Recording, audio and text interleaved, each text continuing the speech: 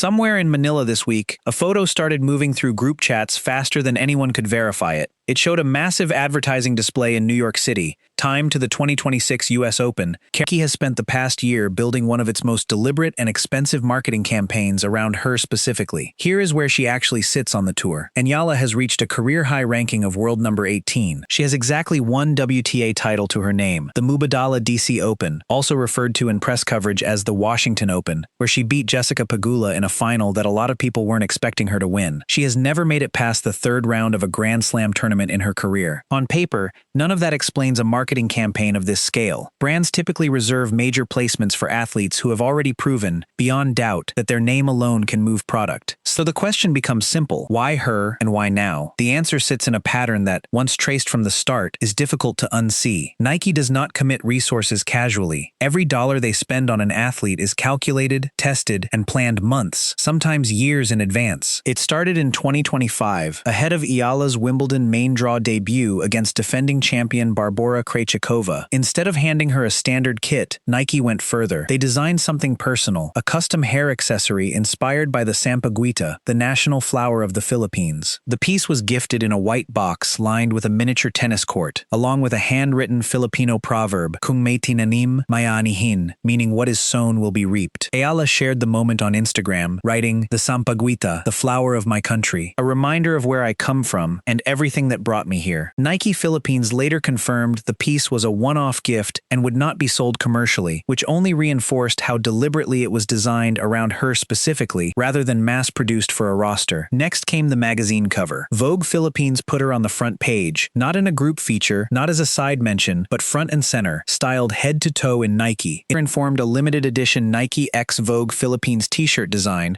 which itself drew directly from the sampaguita hair tie. For decades, Nike's largest tennis marketing investments have gone to American, European, and a small handful of Japanese stars. As an athlete Nike decided to invest in, she is the entry point into a market the brand has historically left largely untapped.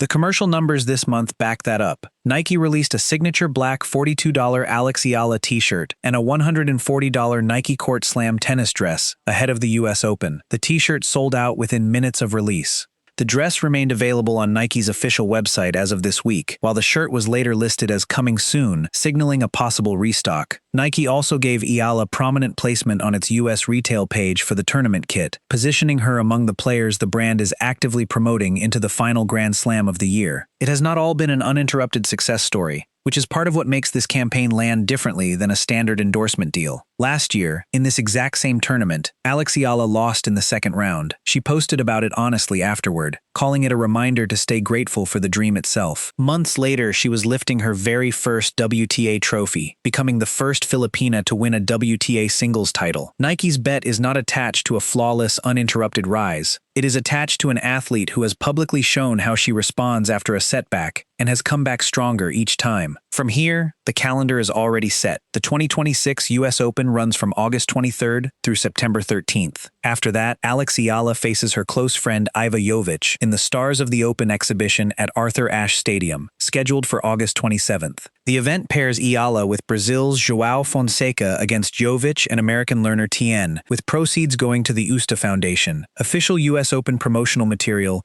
described the two as close friends who have met twice before, at the French Open and the HSBC Championships at Queen's Club, with Jovic winning both matches in straight sets. Eala's US Open first-round match is expected to follow shortly after, around August 30th or 31st, with her opponent still to be determined at time of writing. Some analysts have raised concerns about the toll this schedule could take. Tennis journalist Liam McMillan of Tennis 365 noted that by the time Eala reaches the second week of the US Open, she will have played close to 8 consecutive weeks of tennis, dating back to the Washington Open, calling the workload unsustainable for anyone, no matter what your age. Whether that packed calendar affects her results in New York remains to be seen, but it does not change the marketing picture already in motion around her. That billboard moment isn't really about one tennis player having a good season. It reflects a brand treating a 21-year-old one-time WTA title holder as a long-term investment rather than a short-term endorsement. Whether or not that image circulating online turns out to be real, the pattern behind it, the hair tie, the Vogue cover, the Beaverton visit, the sold-out merch, is not. Each of those moments is documented, dated, and confirmed. Together, they describe a campaign that has been building steadily for more than a year, aimed less at celebrating a single tournament run and more at establishing Alex Eala as Nike's foothold in a market of more than 100 million people that the tennis industry has largely overlooked until now.